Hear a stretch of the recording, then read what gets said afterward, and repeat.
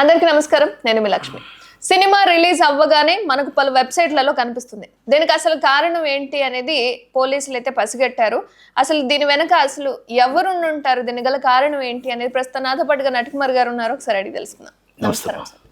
సరే, ఎవరున్నారంటారు cinema release అవ్వగానే? అసలు బయటికి వచ్చామా లేదా అనే సమయం కూడా ఇవ్వట్లేదు, వెంటనే వెబ్సైట్లలో కనిపిస్తుంది. ఫర్ ఎగ్జాంపుల్ మూవీ రూల్స్ అయినా, ఐబొమ్మ అయినా, సో వీటిలలో సినిమాలు కనిపించడానికి గల కారణం ఎవరంటారు? ఎవరు సినిమాని వాళ్ళకి అందజేస్తున్నారంటారు? ఇప్పుడు ఒకటమ్మా, పోలీసు వాళ్ళని అభినందించాల్సిన విషయం ఉంది. ఈ రోజు కాదు, ఐబొమ్మలో మనకు ఉదయం 7:30కు వచ్చేస్తుంది, 8 గంటలకు వస్తుంది, తెల్లవారు 4 గంటలకు వస్తుంది. ఇప్పుడు మనం పూర్వం మన చిన్నప్పుడు బ్యాకెట్ కోసం బ్యాకెట్ అని అనేవారు కదా, బ్యాకెట్ మట్కా, ఇప్పుడు మట్కా ఏదో అంటే ఇక్కడ మట్కా అంటారు, అక్కడ బ్యాకెట్ అంటారు. తెల్లవారు 4కి నెంబర్లు వస్తుంటే కాపరాలు కాసేవారు కదా. అలాగా ఎప్పుడు లోడ్ అవుద్దా డౌన్లోడ్ చేసుకుందాం అన్న పరిస్థితికి తీసుకొచ్చారు. ఏ రిలీజ్ సినిమా అయినా, పెద్ద సినిమా చిన్న సినిమా, రిలీజ్ సినిమాకి చిన్న సినిమాకి అయితే మామూలుగా ఏదో టైంలో చేసుకో, పెద్ద సినిమా అయితే వెయిటింగ్ ఉంటారు. ఆ పరిస్థితికి ఐబొమ్మలో ఇవి వచ్చాయి. అయితే ఐబొమ్మను మనం ఎందుకు పట్టుకోలేము, మనం ఎందుకు బ్యాన్ చేయలేము అని చెప్పి చాలా ప్రయత్నాలు చేసాం. అలాగే ఓటీటీ వాళ్ళకి చెప్పాం, అలాగే మొత్తం టోటల్గా వీళ్ళకి చెప్పాం, అలాగే సాటిలైట్ వాళ్ళకి చెప్పాం. మీకు నష్టపోతున్నారు కదా అంటే అమెరికాలో ఉంటుంది, అమెరికా దగ్గర ఉంటుంది, ఆ వెబ్సైట్ ఇక్కడ ముందు కాబట్టి మనం బ్యాన్ చేసే రైట్ లేదని ఏదో వాళ్ళు ఉన్న టెక్నికల్ ప్రాబ్లం వల్ల వాళ్ళు చెప్పారు. కానీ అమెరికాలో ఉన్న దైవపక్ష మన దేశంతో సత్సంబంధాలే ఉన్నాయి కదా, మనతో మనం రెగ్యులర్గా మాట్లాడుతూ ఉంటాం కదా ప్రతి విషయాలు కూడా. అలాంటప్పుడు మనం అక్కడ ఇచ్చిపుచ్చుకోవడాలు ఉన్నాయి కాబట్టి మనం ఎందుకు కంప్లైంట్ అక్కడ రేజ్ చేయట్లేదు? మనందరూ దేశంలో ఉన్న పెద్ద నాయకులు అందరూ, అది అమితాబ్ బచ్చన్ గారు కానీ, మొత్తం టోటల్గా ఇక్కడ చిరంజీవి గారు కానీ, బాలేబాబు కానీ, పవన్ కళ్యాణ్ గారు కానీ, అక్కడ మొత్తం టోటల్గా రజనీకాంత్ గారు, విజయ్ గారు, మొత్తం అందరూ ఎంటైర్ టీం ప్రైమ్ మినిస్టర్ గారు టైం తీసుకొని, విదేశ శాఖ మంత్రిగా టైం తీసుకొని మనం ఎందుకు దీని మీద హరికట్టలేకపోతున్నాం? 22,000 కోట్ల రూపాయలు నష్టం వచ్చేదాకా ఎందుకు ఎదురు చూసాము అనేది దానికి ఒక ప్రశ్నగా మిగిలిపోయింది. ఆ ప్రశ్నగా ఎందుకు మిగిలిపోయిందంటే, ఎవరికి వాళ్ళే యమునా తీరు. ఇది నా సినిమా అయిపోయిందంటే నాకు సంబంధం లేదు, నా సినిమా అయిపోయిందంటే నాకు సంబంధం లేదనే పరిస్థితుల్లో ఈరోజు ఉన్నారు. ఛాంబర్లు ఉన్నాయి, కౌన్సిల్లు ఉన్నాయి, కౌన్సిల్లో నిర్మాతలు ఉన్నారు. దిల్ రాజు గారు ఉన్నారంటే ఆయన సినిమా అయిపోయిందంటే ఆయన వెళ్ళిపోయాడు, ఇంకో సినిమా అయిపోయిందంటే ఇంకోళ్ళు వెళ్ళిపోయారు. పోలీసులు చేశారు, పోలీసులు పట్టుకున్నారు. ఆ పట్టుకున్న దాన్ని ఎలా వెళ్ళింది, ఈ కంటెంట్లు ఎలాగ వెళ్తున్నాయి, ఒక యాక్ట్ జరిగింది, ఇన్ని వందల సినిమాలు చేస్తున్నప్పుడు మనం ఏం చేస్తున్నాం, ఎక్కడ చేస్తుంది, ఏ సిస్టమ్ నుంచి వెళ్తుంది, ఎలాగెళ్తుంది అంటే, మనం సినిమా షూటింగ్ చేసి డిఏ కాడికి వెళ్తుందా, మిక్సింగ్లో వెళ్తుందా, మన ఎడిటింగ్లో వెళ్తుందా, లేకపోతే మామూలుగా మన సెన్సార్ అప్పుడు వెళ్తుందా, లేకపోతే మన మన ఫైనల్ మిక్సింగ్ అప్పుడు వెళ్తుందా, రికార్డింగ్ అప్పుడు వెళ్తుందా, లేకపోతే యూట్యూబ్కి, యూఎఫ్ఓకి, పిహెచ్డికి వాళ్ళ కంటెంట్ ఇస్తున్నప్పుడు వెళ్తుందా, లేకపోతే మనం ఓవర్ సైజ్లో మనం లోడింగ్ చేస్తున్నప్పుడు వెళ్తుందా? అంటే ఇన్ని ఆలోచనలు మన దాంట్లో మెలిగి ఉన్నాయి. ఇదంతా మన టీమే. ఒక సినిమాకి మన టీం ఉంది. మనం ఎందుకు నిఘా పెట్టలేకపోతున్నాం? ఎందుకు వాళ్ళ ఫోన్లు వాళ్ళ ఫోన్లోని, వాళ్ళ మెయిల్ ఐడీలోని ఎందుకు చెకప్ చేయలేకపోతున్నాం? అక్కడ 200 మంది 300 మంది టీం చేస్తే every minute is valuable time. వాళ్ళందరినీ మనం చెకప్ చేసుకొని మన సినిమాని, మన ప్రోడక్ట్ని మనం కాపాడుకుంటాం. మన ఇల్లు ఎలా కాపాడుకుంటున్నాం? సీసీ కెమెరాలు పెట్టాం, సీసీ కెమెరాలతో మొత్తం టోటల్గా మన ఫోన్కి పెట్టాం, అన్నీ చేసుకొని మనం కాపాడుకుంటున్నాం కదా. రోజుకి మొత్తం టోటల్గా దొంగలకు కూడా టెక్నాలజీ పెరిగిపోయినా మనం ఇల్లుని మనం కాపాడుకుంటున్నాం, మనం కాపాడుకుంటున్నాం. మనం కాపాడుకుని మన సినిమాని మనం కాపాడుకోలేకపోతున్నావా అని అడుగుతున్నా. ఈరోజు పోలీసులు తీసుకొచ్చి చేసే పరిస్థితికి మన దాంట్లో ఎక్కడో మన ఇంటి దొంగని ఈశ్వరుడు కూడా పట్టలేడు. మరి ఆ పరిస్థితుల్లో మన ఇంటి దొంగే అంటే, ఎందుకంటే ఇంటి దొంగ అంటే సినిమా దొంగ అంటే మన సినిమాలో మన దాంట్లోనే 200 మందిలో ఎవరో ఒకడు ఉంటాడు. ఎందుకంటే ఆ మాట అంటున్నానంటే, రెగ్యులర్గా every minute and every cinema 7:30 or 8 o'clock and 4 o'clock release అవుతుంది అంటే వాళ్ళకి ఇస్ ద బిగ్గెస్ట్ నెట్వర్క్ అనేది పోలీసులు చెప్పాను నేను. బిగ్గెస్ట్ నెట్వర్క్ ఇది పోలీసులు చెప్పేటప్పుడు దాన్ని మనం ఎందుకు చేయించలేకపోయాం? ఎందుకు మన సినిమాను మనమే దాన్ని చెప్పలేకపోయాం? మన సినిమాను మనమే సెక్యూరిటీ పెట్టుకోలేకపోతున్నాం? అంటే ఇవన్నీ మన తప్పులు. మనం చేసిన తప్పుల్ని వాళ్ళు ఆసరాగా తీసుకుంటున్నారు. ఎక్కడో మన ఇంట్లో దొంగతనం జరుగుతుందంటే మన దగ్గర పనిచేసే వ్యక్తే ఏదైనా జరిగి ఉండాలి. ఒక మర్డర్ జరిగిందంటే అక్కడ తెలిసిన లింకులతోనే జరుగుతాయి. ఇవన్నీ లింకప్స్.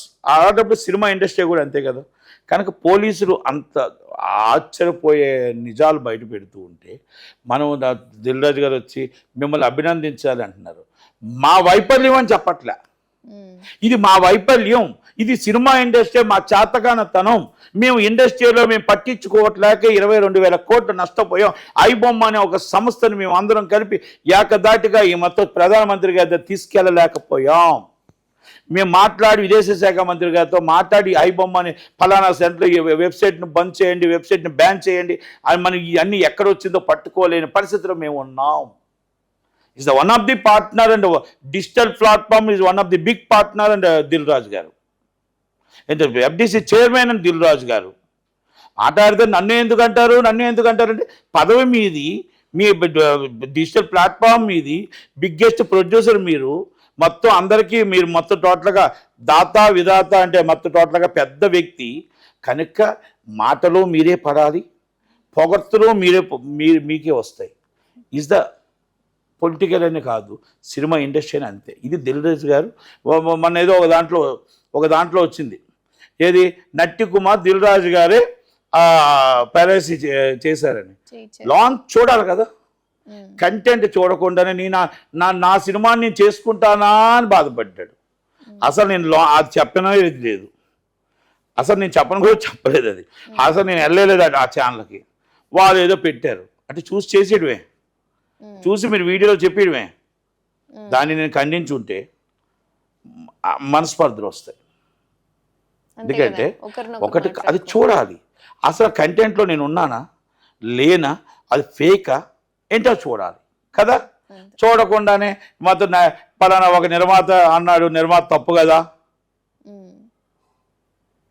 తప్పు నట్టుకుమార్ మాట్లాడు, తప్పు నట్టుకుమార్ మాట్లాడు, మాటకి నిజంగా నిలబడే ఉంటా. మీరు తప్పు చేశారు దిల్ రాజు గారు అంటే తప్పు చేశారని ఒప్పుకుంటా, ఏం తప్పు చేశారంటే నిరూపిస్తా, లేదు అంటే నేను తప్పు మాట్లాడానంటే 100% క్షమాపణ చెప్పడం రెడీగా ఉంటా. అంతే తప్ప నేను ఎట్టి పరిస్థితుల్లో ఎదుటి వాళ్ళ మీద రాయి కొట్టను. మీరు మీరు చేసిన తప్పుడు పని ఏది ఉంటే 100% తప్పుడు పని అని చెప్తా.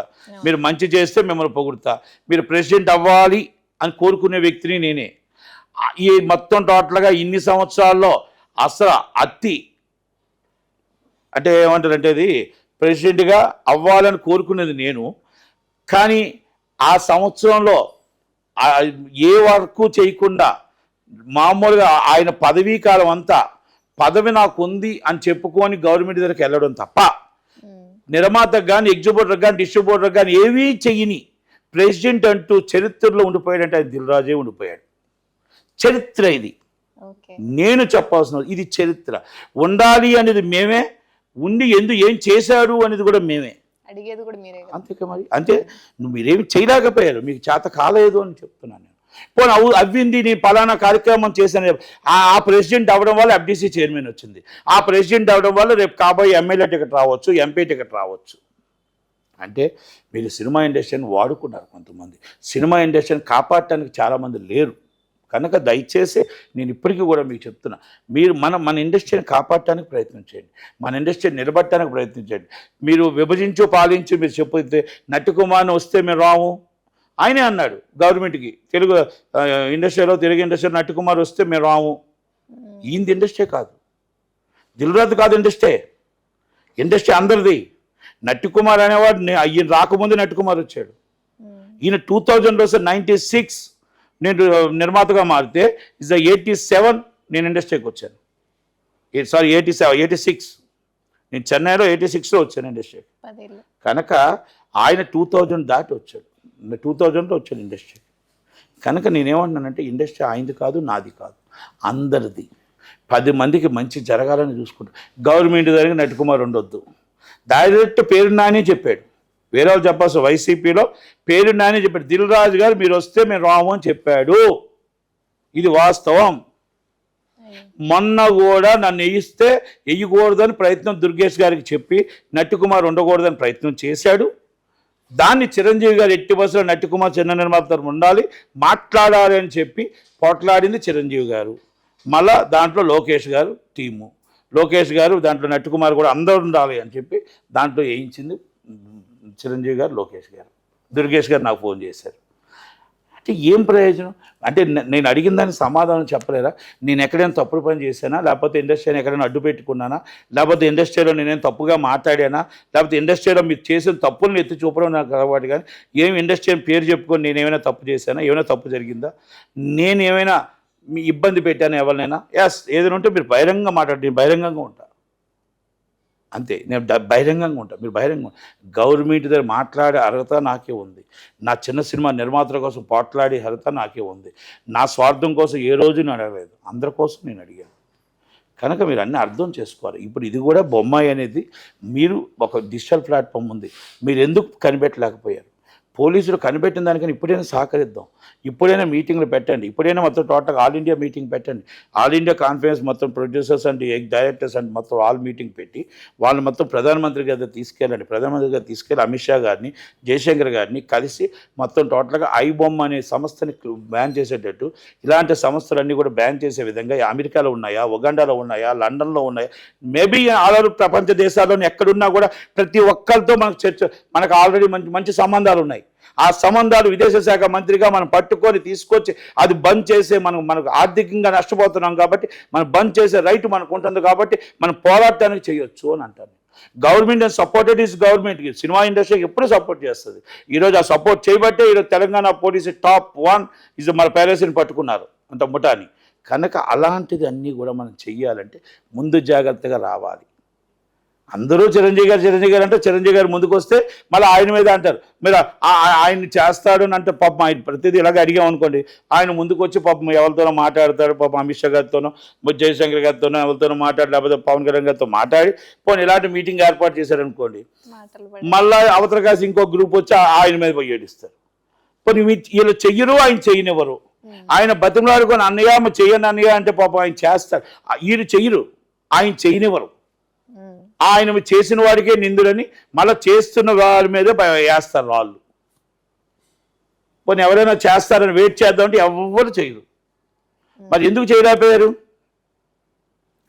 జగన్మోహన్ రెడ్డి గారి గవర్నమెంట్లో చిరంజీవి గారు వెళ్ళకపోతే జీవో లేదు, చిరంజీవి గారు వెళ్ళకపోతే ఇండస్ట్రీ మనుగడ లేదు. ఆ రోజు జీవో తేకపోతే ఈరోజు జీవో దాకా ఈరోజు ఏమీ లేవు. కానీ మరి అప్పటి నుంచి ఇప్పటి దాకా ఇండస్ట్రీ కోసం ఏవైనా కొన్ని అవతల వ్యక్తులు ఎవరైనా చేశారా అంటే ఏముండదు, జీరో. ఉన్నారు కదా, చేసుకోండి, మాకెందుకు. అందుకే అడగందే అమ్మాయిన అన్నం పెట్టదు. అడిగితే మన ఇండస్ట్రీ అంతా అడిగితే ఆయనే చేశాడు. అందుకనే అంటే తల్లిదండ్రుల తర్వాత తల్లిదండ్రులు మన గురువుగా భావిస్తాం కదా, వాళ్ళు మనకు పెద్ద వ్యక్తి అంటే ఇండస్ట్రీలో దాసనారాయణ తర్వాత ఆయనే పెద్ద వ్యక్తి. అందుకే మనం వెళ్ళి ఏ కష్టం చెప్పినా పాపం ఆయన ముందుకు వస్తాడు. అందుకే పని చేసే వాళ్ళకే నిందులు వస్తాయి, పని చేయని ఖాళీగా ఉన్నోడికి ఏం నిందులు వస్తాయి. కనుక ఇప్పటికైనా మనం దిల్ రాజు గారు, పెద్దలందరూ పవన్ కళ్యాణ్ గారిని, చంద్రబాబు నాయుడు గారిని, రేవంత్ రెడ్డి గారిని, చిరంజీవి గారిని, బాలయ్య బాబు గారిని, ప్రభాస్ గారిని, అలాగే మన అమితాబ్ బచ్చన్ గారిని, అక్కడ ఉన్న మన సల్మాన్ ఖాన్ గారిని, అలాగే తమిళనాడు, కర్ణాటక అన్నీ పట్టుకొని మీరు వెళ్ళి ఈ పైరసీని అరికట్టడానికి ప్రయత్నం చెయ్యండి. అది ఆ ప్రయత్నం చేస్తే ఇవాళ పోలీసులు, మన తెలంగాణ పోలీసులు చేసిన సాహసానికి మనం తోడ్పడుతాం తప్ప మనం ఇది శాశ్వత మార్గాన్ని చూడాలి తప్ప తాత్కాలిక మార్గాన్ని చూడకూడదు అనేది నా ఉద్దేశం. కనుక చేస్తారు అని ఆశిస్తున్నాను. Thank you very much.